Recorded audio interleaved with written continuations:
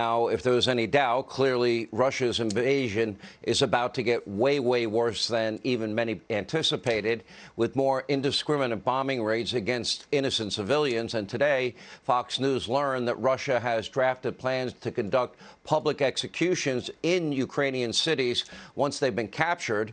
Now, Russia's murdering thug, Vladimir Putin, he's got to be stopped by somebody.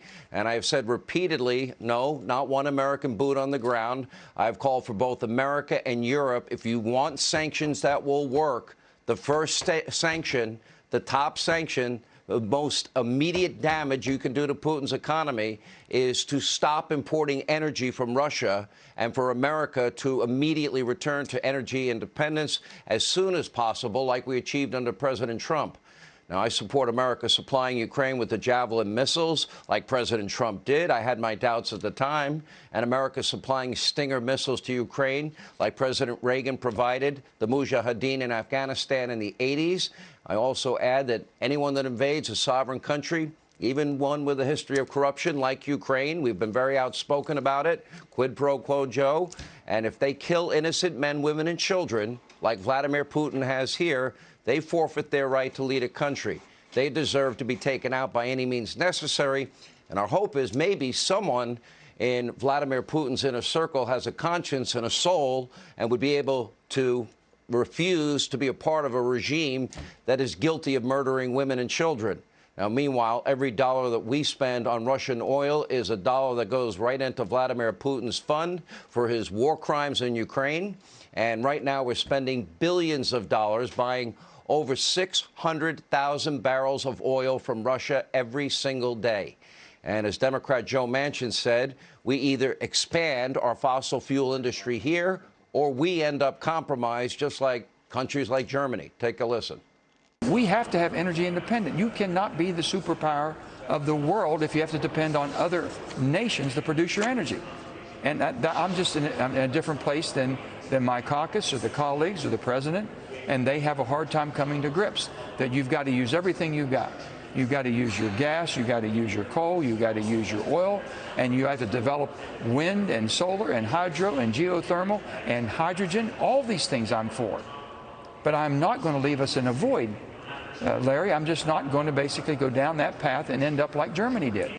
Joe Manchin is 100% right. We have enough oil, we have enough gas, we have enough natural resources right here in America to supply our own energy needs and the needs of our allies for 100 years plus.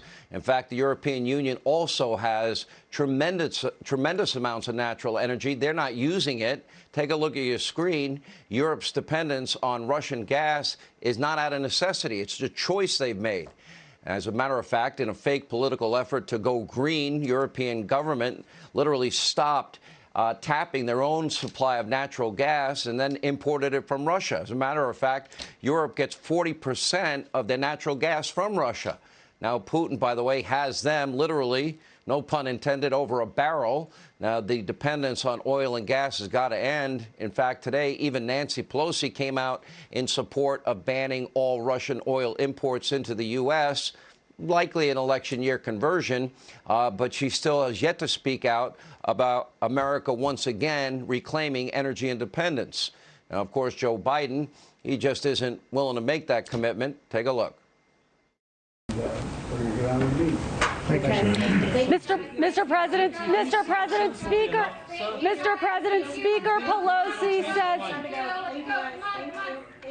Pelosi says Russian oil should be banned. Why not do it now? Thank you. Let's go. Out the door. Come on, turn around. Will sanctions be enough? Thank you. Guys, out the door. Let's go. Thank you. Will you ban Russian oil? Let's go. He said no. Let's go. Thank you, guys.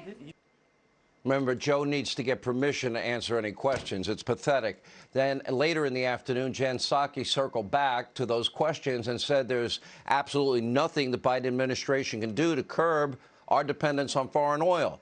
All of the restrictions that they have placed on energy exploration and production is something they can stop and lift immediately.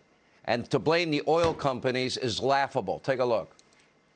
On gas, you just said that, less supply raises prices. It's not in our strategic interest to reduce the supply. Yeah. We also know, the president as recently as yesterday talked about increasing domestic manufacturing to bring down prices on inflated items like goods.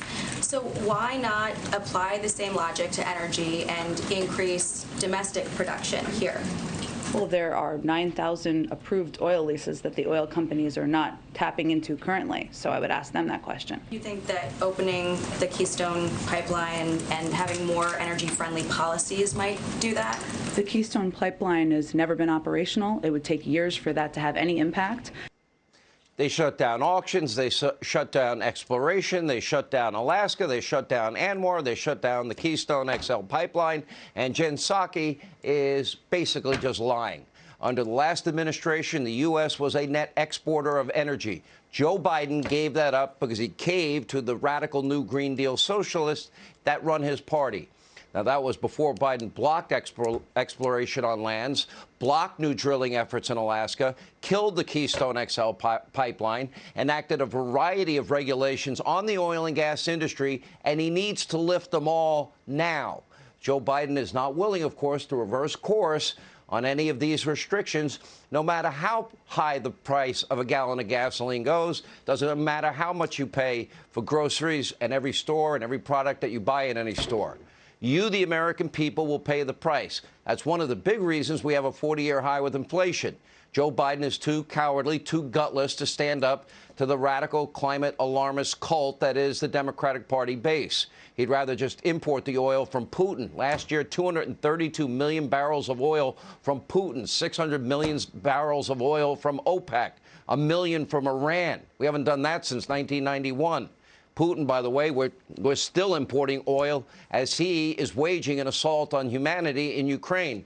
That's right, he's killing even women and children. But according to Biden, well, Putin's bloody invasion of Ukraine has nothing to do with Joe's weakness on the world stage or the humiliating withdrawal from Afghanistan. And by the way, it's day 201 since he abandoned our fellow Americans that are trapped behind enemy lines in Afghanistan. Instead, according to Joe, Putin invaded Ukraine because of January 6th? Wrong, Joe. Take a look. Vladimir Putin was counting on being able to split up the United States. Look, how would you feel if you saw crowds storm and break down the doors of the British Parliament? I think you'd wonder. Well, that's what the rest of the world saw. It's not who we are. Well, maybe if the Speaker of the House and the Mayor of D.C. had taken Donald Trump as required by law, he signed off on as many as 20,000 National Guard troops on that day, did it 2 days earlier.